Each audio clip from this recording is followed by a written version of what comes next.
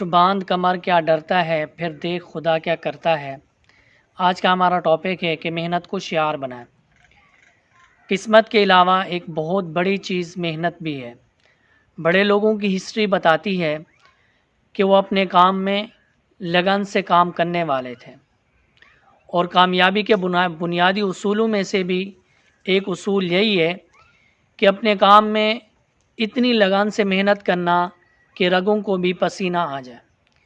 آئیے دیکھتے ہیں کہ محنت کے کتنے پہلو ہیں۔ محنت کے صرف دو پہلو ہیں، ایک ہے مذہبی پہلو، ایک ہے معاشرتی پہلو۔ مذہبی پہلو میں اللہ رب العزت نے قرآن میں فرمایا سورۃ النجم میں وَلَيْسَ لِلْإِنسَانِ إِلَّا مَا سَعَىٰ، کہ انسان کو اس کی محنت کے بقدر ہی ملتا ہے۔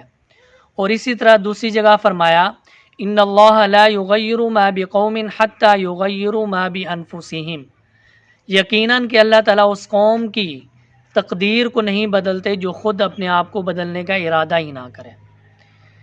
تو یہ تھا ایک مذہبی پہلو۔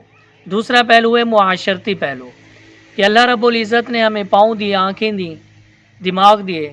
یہ اللہ تعالیٰ کی ہم نعمتوں کو اگر استعمال نہ کریں، اگر ہم استعمال کریں اور ان کو محنت کے کاموں میں لائیں تو ہم ایک معاشرے کا اچھا فرد بن سکتے ہیں، اور اگر ہم نے ان کو استعمال نہیں کیا اور سست ہو گئے تو یاد رکھیں ہم دوسروں کی طرف ہاتھ پھیلانے والے ہوں گے، اور آہستہ آہستہ ہم سے معاشرہ بھی جو ہے پریشان ہو جائے گا، اور معاشرے کو بھی ہم بھاری ہونا محسوس ہونا شروع ہو جائیں گے۔ تو میرے بھائیوں، محنت ہی ترقی کی بنیاد ہے۔ دوسرے لفظوں میں کہوں کہ محنت ترقی کی ماں ہے، اور خوشگوار زندگی کی بنیاد محنت ہے، اور جو شخص بھی محنت سے جی چراتا ہے وہ کبھی سکھ پا نہیں سکتا۔ صحابہ کرام میں سے تمام صحابہ جو ہے وہ محنت کرنے والے تھے۔ حضرت سعد رضی اللہ تعالیٰ عنہ کے بارے میں آتا ہے کہ وہ مدینہ میں لوہار کا کام کرتے تھے، اور اتنا ہتھوڑا چلاتے تھے کہ ان کے ہاتھ مبارک جو ہے بالکل سیاہ ہو گئے تھے۔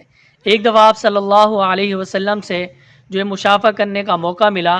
آپ صلی اللہ علیہ وسلم نے جب ان کے ہاتھوں میں کھردرا پن دیکھا تو آپ نے فرمایا سعد تمہارے ہاتھوں میں اتنا کھردرا پن، یہ کیا وجہ ہے؟ حضرت سعد نے کہا یا رسول اللہ صلی اللہ علیہ وسلم، میں اپنے بچوں کے لیے حلال روزی کماتا ہوں۔ آپ صلی اللہ علیہ وسلم نے ان ہاتھوں کو اپنے لبوں مبارک سے چوما اور کہا کہ ان ہاتھوں کو کبھی آگ چھو نہیں سکتی۔ تو میرے بھائیوں، ایک صرف یہی ہے کہ جس شعبے میں بھی ہوں ہم محنت کو اپنائیں، اور محنت ہی زندگی کو خوشگوار بنانے والی چیز ہے۔